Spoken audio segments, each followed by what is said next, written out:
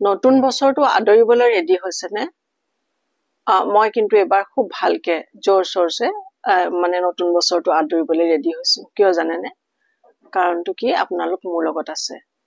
এতিয়া মোৰ বহুত ডাঙৰ এটা ফেমিলি আছে। তো সেইটো কাৰণে মই বাৰু কিয় নতুন বছৰটো খুব ধুমধামকে পালন কৰিবৰ কাৰণে নাবাঢ়িম।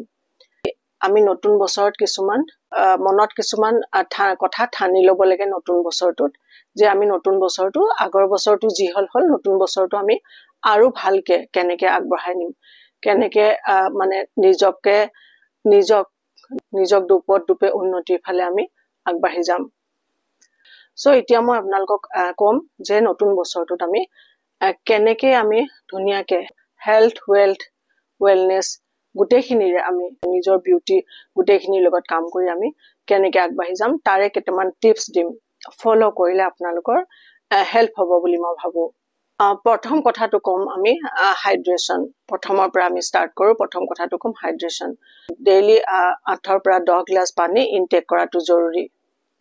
পানী যেতিয়া আমি বেছিকে খাওঁ আমাৰ মেটাবলিজম বুষ্ট কৰে আৰু আমাৰ স্কিনখন সাংঘাতিক ধৰণৰ গ্লো হয়।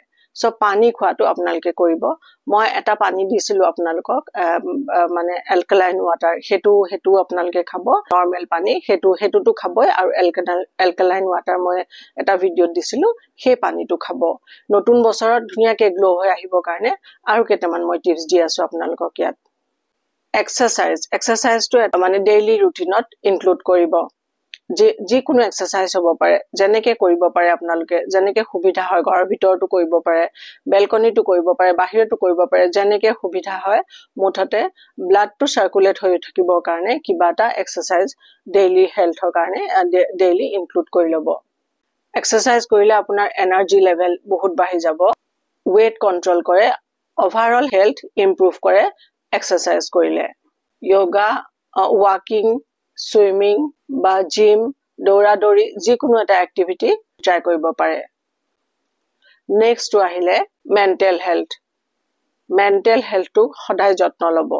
আপুনি সুখী থাকিব চাগে বিচাৰে, সকলো মানুহে সুখী থাকিব বিচাৰে, আৰু সুখৰ কাৰণে মানুহে পৃথিৱীত কাম কৰি যায়। যি কাম কৰে, আমি যে জীয়াই আছো আমি সুখী থাকিবৰ কাৰণে আমি ডে টু ডে লাইফত বহুত কাম কৰো। সুখী থাকিবৰ কাৰণে আপোনাৰ মেণ্টেল হেল্থটো যত্ন কৰাটো সাংঘাতিক এটা জৰুৰী বিষয়। ষ্ট্ৰেছ মেনেজমেন্টৰ কাৰণে মেডিটেশ্যন কৰিব, মাইণ্ডফুলনেছ প্ৰেক্টিচ কৰিব। আপোনাৰ ইমোশনছক টেক কেয়াৰ কৰাটো এটা জৰুৰী কথা।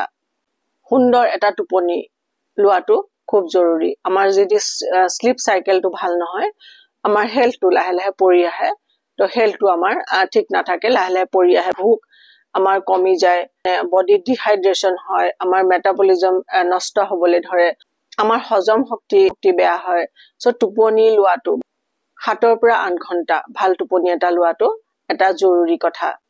টোপনিৰ বিষয়টো আপোনালোকে কেতিয়াও নেগলেক্ট নকৰিব। ভাল টোপনি এটা আমাৰ ইমিউনিটি বঢ়ায় আৰু আমাক ফ্ৰেছ কৰি তোলে গোটেই দিনটোৰ কাৰণে। ডিটক্স কৰা, বডিটো ডিটক্স কৰাটো এটা সাংঘাতিক জৰুৰী বিষয়।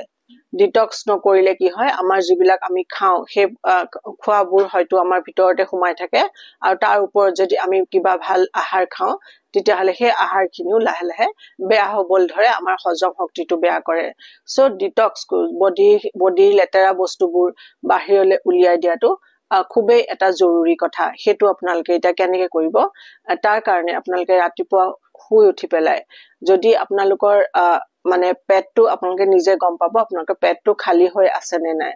ডেইলি আপোনাৰ পেটটো চাফা হৈছে নে নাই সেইটো মন কৰিব। যদি হোৱা নাই তেতিয়াহ'লে ৰাতিপুৱা উঠি 3 বা 4 গ্লাছ কুহুমীয়া গৰম পানী বহি পেলাই, যেনেকে পীড়াত আমি বহো, পীড়াখন নলোৱাকে যেনেকে বহিব পাৰি, সেই তেনেকে বহি পেলাই 3 বা 4 গ্লাছ পানী আপোনালোকে খাব। খোৱাৰ পিছতে দেখিব অলপ দেৰি পিছতে আপোনাৰ ৱাশৰুম যাবলৈ আপোনাৰ দৰকাৰ হৈছে, তেতিয়া আপুনি গৈ পেলাই ফ্ৰেছ হৈ ল'ব, গোটেই পেটৰ পৰা লেতেৰা বস্তুবোৰ ওলাই যাব। তেনেকে আপুনি প্ৰথম দিনাখনটো চাফা হ'বই, 2 দিন বা 3 দিন তেনেকে একেলগে কৰিব, গোটেই বডি আপোনাৰ ডিটক্স হৈ যাব। তেনেকে ডিটক্সিফিকেশ্যনৰ কাৰণে আৰু এটা আপোনালোকে কাম কৰিব, ফ্ৰুট জুচ ল'ব পাৰে। বডি ডিটক্স যেতিয়া আমাৰ ভালকে হৈ থাকিব তেতিয়া আমাক এটা খুব ভাল এনাৰ্জি দিয়ে আৰু আমাৰ বডিটো ক্লিন কৰি ৰাখে, আমাৰ স্কিনত এটা খুব ভাল গ্লো এটা আহে তেতিয়া। নেক্সটটো হৈছে পজিটিভ মাইণ্ডছেট বনাওক।